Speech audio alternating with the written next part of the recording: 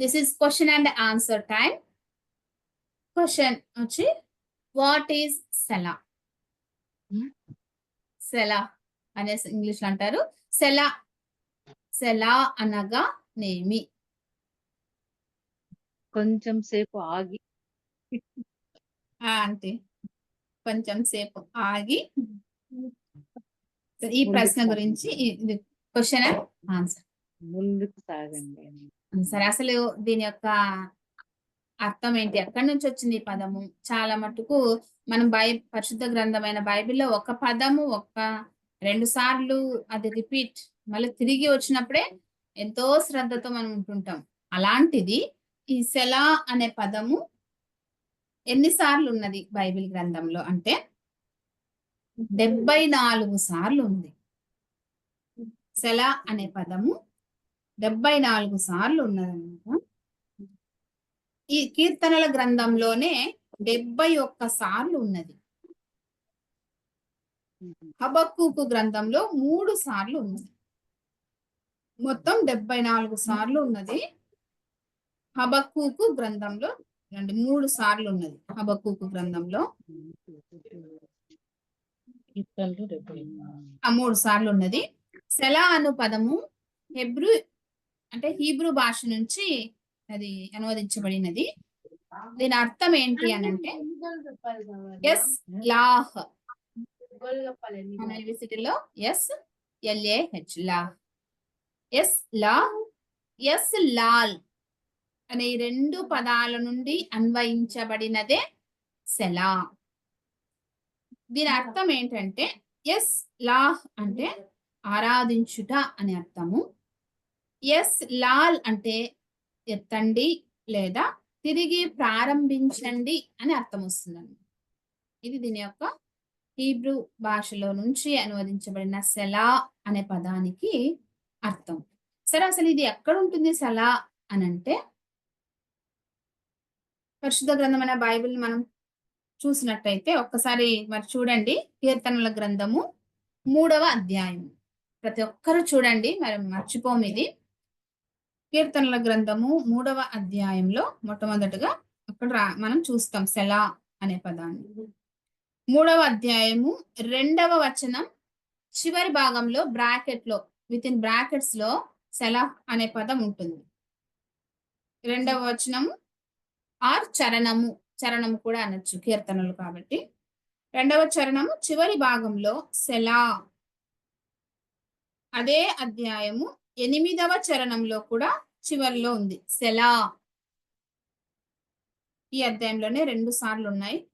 తర్వాత మరి 4వ అధ్యాయము 4వ వచనము చివరి భాగంలో కూడా ఉన్నది సెలా. తర్వాత 7వ అధ్యాయము 5వ వచనంలో కూడా ఉన్నది సెలా. ఇలాగ మీరు కీర్తనల గ్రంథాన్ని అంతా ఈ వారం అంతా మరి సెలా అనే పదం ఎక్కడెక్కడ ఉందో అదంతా చూసుకున్నట్లయితే మన కీర్తనల గ్రంథంలోనే 71 సార్లు మనకు కనిపిస్తుంది. మరి హబక్కూకు గ్రంథంలో కూడా ఒకసారి చూద్దాము. మరి హబక్కూక్ లో కూడా కీర్తనలు ఉన్నాయా అని మనకు డౌట్ రావచ్చు. అయితే అక్కడ ప్రార్థన మనకు తెలుగు భాష ప్రత్యేకత, అది కొద్దిగా ఇంగ్లీష్ లాంగ్వేజ్ లో అయితే కొంచెం వేరుగా ఉన్నది. మనకు తెలుగు వచ్చేపాటికి అక్కడ ట్రాన్స్లేషన్ వర్డ్ లో ప్రార్థన అని రాయబడింది అనమాట. హబక్కూకు గ్రంథం 3వ అధ్యాయం. పాత నిబంధన గ్రంథంలో పేజీ నంబర్ 771లో ఉన్నది హబక్కూకు 3వ అధ్యాయము. ఇక్కడ ప్రవక్తయగు హబక్కూకు చేసిన ప్రార్థన వాద్యములతో పాడదగినది అనేది ఉన్నది. ఈ అధ్యాయంలో కూడా మనకు 3వ వచనము 9వ వచనము 13వ వచనం చివరిలో ఉన్నాయి. ఈ 3 సార్లు ఉన్నాయి. హబక్కూకు గ్రంథము 3వ అధ్యాయంలో మనకు 3 సార్లు సెలా అనే పదం కనిపిస్తుంది. మొత్తం 74 సార్లు పరిశుద్ధ గ్రంథంలో సెలా అనేది రాయబడి ఉన్నది. సరే, మనకి కీర్తనల గ్రంథంలో గమనించినట్లయితే దాదాపుగా 150 కీర్తనలు ఉంటే అందులో 39 కీర్తనలలో ఈ సెలా అనే పదం మనకు కనిపిస్తుంది. అందులో 31 కీర్తనలలో మనకు పై భాగంలో ఈ దావీదు కీర్తన అని అట్లా కొన్ని ఉంటాయి, కొన్ని యాత్ర కీర్తన అని మనకు కనిపిస్తూ ఉంటుంది. ఈ సెల అనే పదాన్ని మనం గమనించినట్లయితే పైన హెడ్డింగ్ ప్రధాన గాయకునికి దావీదు కీర్తన అని అట్లా రాయించబడి ఉంటుంది. కొన్ని స్తుతి కీర్తనలు ఉన్నాయి. కోరహ్ కుమారులు చేసిన ఉన్నది. దైవ కుమారుడైన మోషే చేసిన ప్రార్థన ఉంటున్నాయి కీర్తనల గ్రంథం మనం గమనించినట్లయితే. అయితే కొన్ని కీర్తనలలో ప్రధాన గాయకునికి అని ఉంటుంది. అలా ఉన్న కీర్తనలలో సెల అనే పదము మనకు ఎక్కువగా కనిపిస్తూ ఉంటుంది.